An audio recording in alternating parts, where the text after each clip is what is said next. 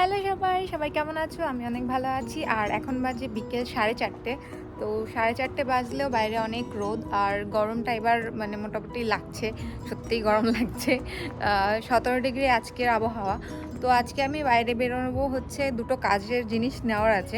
তোমরা তো জানোই যে আমরা সামারে ক্যাম্পিংয়ে যাবো অনেকদিন ধরেই বলছি। তো এবার সময় প্রায় চলে এসছে। জুনের ফার্স্টের দিকেই আমরা ক্যাম্পিংয়ের প্রথম মানে পদক্ষেপ নেব।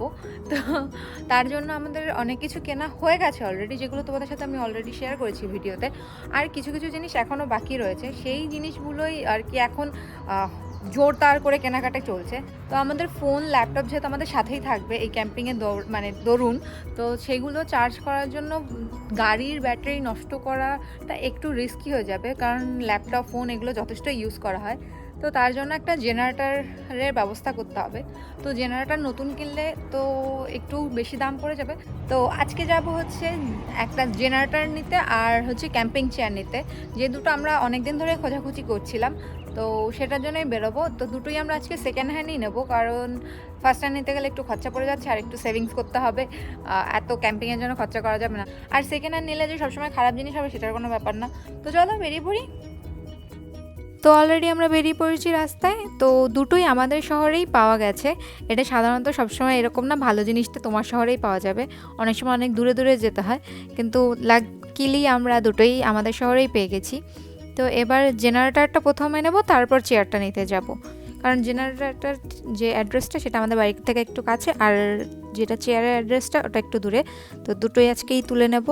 তো একদিনে দুটো আমরা অ্যাপয়েন্ট করে নিয়েছি, নিজেদের মতো টাইম ওনাদেরকে বলে দিয়েছি। তো একদিনে যেন দুটো কাজই হয়ে যায়, তার জন্য যার থেকে জেনারেটরটা নেওয়া আছে উনি চলে এসছেন। তো আমার বর আর উনি মিলে ওখানে কথা বলছেন, আমি আর গাড়ি থেকে বেরোইনি। তো উনি একবার ওকে দেখিয়ে দিচ্ছে কিভাবে অন করতে হয় না করতে হয়, ভালো করে চেক করিয়ে নিচ্ছেন। তো উনি একবার বললেন যে চালিয়ে দেখাবেন, তো উনি চালিয়ে ওকে দেখাচ্ছিল, ও একবার দেখে নিল, কারণ বাড়ি গিয়ে তারপর যদি অন না হয় তখন আমাদের অসুবিধা হয়ে যাবে। তো সেটা নিয়ে ওরা কথা বলছে। তো এটার নতুন যেটা কিনলে দাম পড়তো সেটা হচ্ছে $750, মানে তোমার অলমোস্ট 48,000, মানে 48,000 টাকা। তো আমরা সেইটাই কিনেছি ওনার থেকে, যে কেনার। আর আমার বর বললো যথেষ্ট নতুন রয়েছে জিনিসটা। তো আমরা নিয়েছি $450, মানে ওই অ্যারাউন্ড 27,500 টাকার মতো। তো মোটামুটি 18,000 টাকা বাঁচানো হয়েছে নতুন আর পুরাতন কেনার মধ্যে। তো 18,000 টাকা সেভ করা অনেকটাই বড় ব্যাপার। তো এখান থেকে আমাদের জেনারেটরটা যেহেতু নেওয়া হয়ে গেছে, এখান থেকে ডিরেক্ট যাব হচ্ছে ক্যাম্পিং চেয়ারটা নিতে। তো ক্যাম্পিং চেয়ারটা রয়েছে এখান থেকে 15 মিনিট দূরে একটা বাড়িতে। তো সেখানে যাব আগে, একই ব্যাপার, সেখানে গিয়েও চেক করে দেখবো যে কেমন রয়েছে, পরিস্থিতি কেমন, যেরকম উনি প্রমিস করেছেন সেরকমই কিনা। তারপর পছন্দ হলে সেটা কিনে নেবো ওনার থেকে টাকা দিয়ে। আর এই সব টাকা পয়সা না কোনো ডেবিট ক্রেডিট কার্ডে হয় না, এটা ক্যাশে ওনারা প্রেফার করেন। তো আমরা ক্যাশ নিয়ে এসেছি তার জন্য। তো ওনার বাড়িটা যে এরিয়াতে সেই এরিয়া ঢুকে গেছি, আর এই বাড়িটাতে ওই যে মহিলাটা উনিই বিক্রি করছেন। তা আমার বরকে উনি বুঝিয়ে দিচ্ছেন, বলে দিচ্ছেন। তো উনি বললেন একবার তোমরা খুলে দেখো কেমন কি, তারপর নইলে। তো এই আমরা খুলে চেয়ারটা দেখলাম কেমন কি। তো এখানে একটা মাথায় যেন একটু সাপোর্ট পায় তার জন্য একটু বেলুনের মতো ফোলানো আছে, আর দুপাশে দুটো আর কি কফি রাখার জায়গা রয়েছে। তো দেখে তো ভালোই লাগছে, আমাদের পছন্দ হয়েছে, তাই আমরা এটাকে হ্যাঁ বলে দিয়েছি। আর গাড়িতে না ঢুকিয়ে একবার ওপরে রাখলাম, যেহেতু এটা চেক করাও হয়ে গেল, এটাতে করেই আমরা নিয়ে যাওয়ার সময় ক্যাম্পিংয়ে। তো ধরছে কিনা জায়গাটা, যেহেতু চেয়ারটা একটু যথেষ্টই বড়, আমরা যতটা ভেবেছিলাম তার থেকে একটু বড়। তো বেশ ভালোই হলো। তো চেয়ার নেওয়া হয়ে গেছে। তো এই চেয়ারটাই যদি আমি নতুন নিতাম দুটো, তাহলে আমার $100 মতো খরচা হতো। তার দাম হচ্ছে ইন্ডিয়ান রুপিজে 6,000 টাকা সামথিং।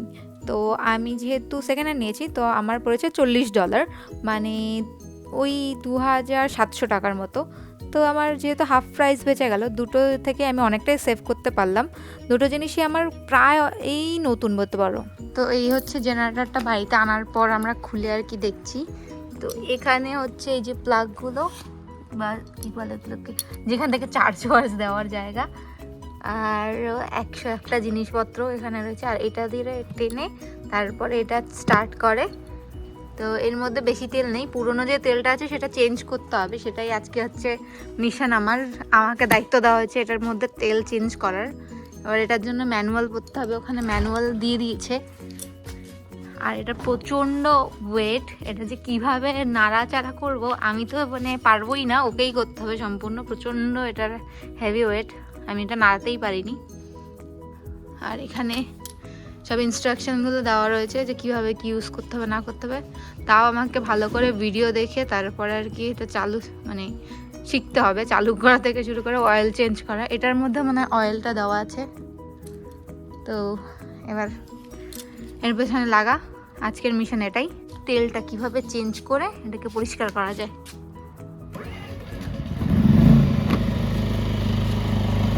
চালু হয়ে গেছে। এবার অন কিছুক্ষণ রান হয়ে গেলেই push the choke level to run position.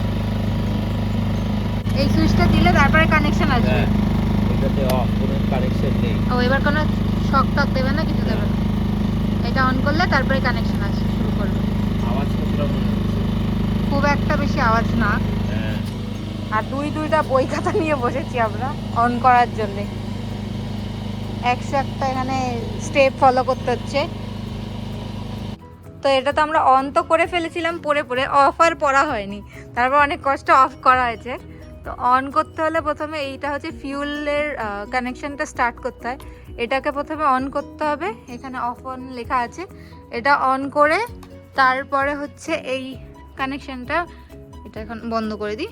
এটা হচ্ছে আর একটা কানেকশন, যে এটা থেকে তেল এখান থেকে ছাড়বে, তারপর এখান থেকে মেশিনে যাবে। তারপর এখানে এই ইঞ্জিনটা অন করতে হবে। ইঞ্জিনটা অন করে এই চোক লিভার নাকি এইটাকে টেনে এরকম বার করতে হবে। বার করার পর তারপর গিয়ে এই যে হাতলটা আছে এটা দিয়ে স্টার্টটা দিতে হবে।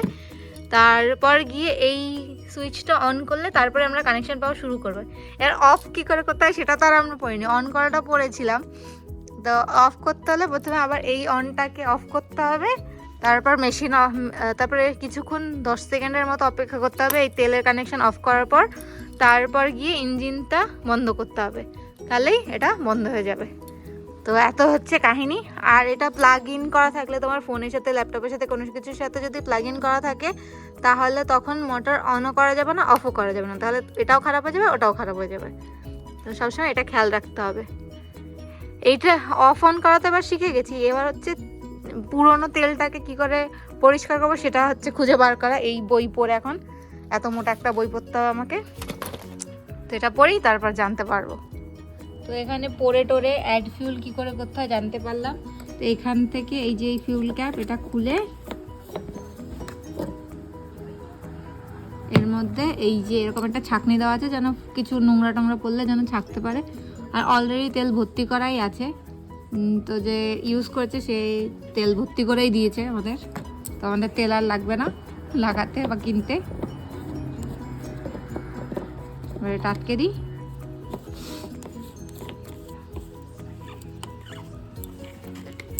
ভালো করে টাইট করে দিই,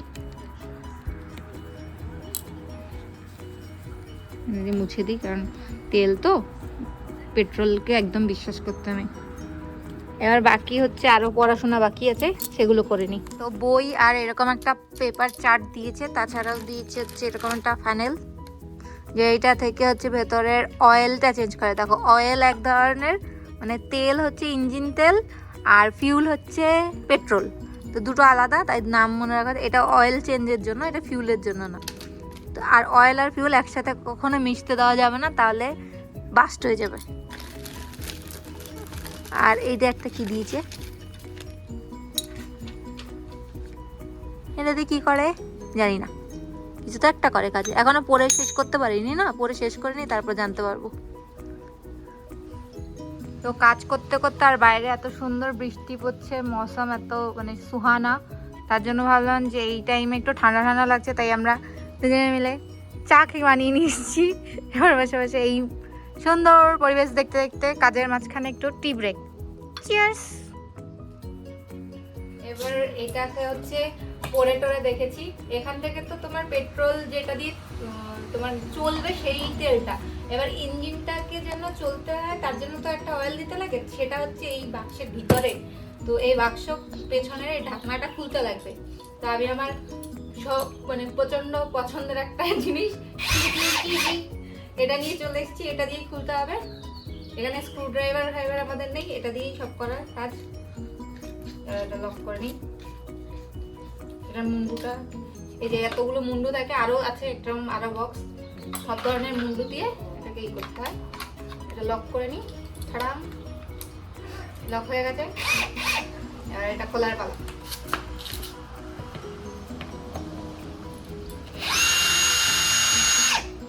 ছাড়া, খুলে গেছে, খুলে গেছে। আমি আবার এইসব কাজ ভালো পারি।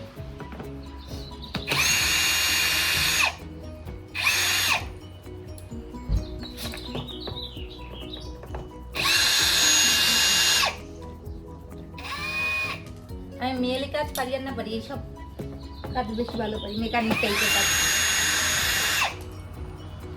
তো আবার কাজ শেষ। দাঁড়া, এটা বন্ধ করে নিই। ভুলেই গেছি বন্ধ করে। ও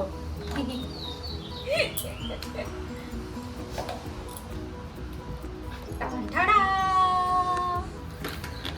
এটা ঘুরিয়ে দিই। এত কিছু যন্ত্রপাতি, আর এই যে একটা ক্যাপ, কাছে আসো।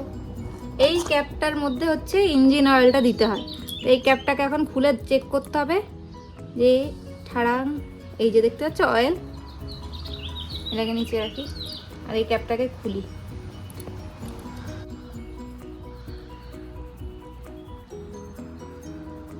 তেল অলরেডি আছে, তেলটা এবার চেক করে দেখতে হবে যে পুড়েছে কতটা, কারণ এগুলো বেশি দিন অবধি আর কি এই তেলটা ইউজ করা যায় না। এই তেলটা মাঝে মধ্যেই আর কি চেঞ্জ করতে লাগে। অনেকটাই পুড়েছে। তো এবার দাঁড়া, এটা পরিষ্কার করে নিই, তারপরে জানাচ্ছি।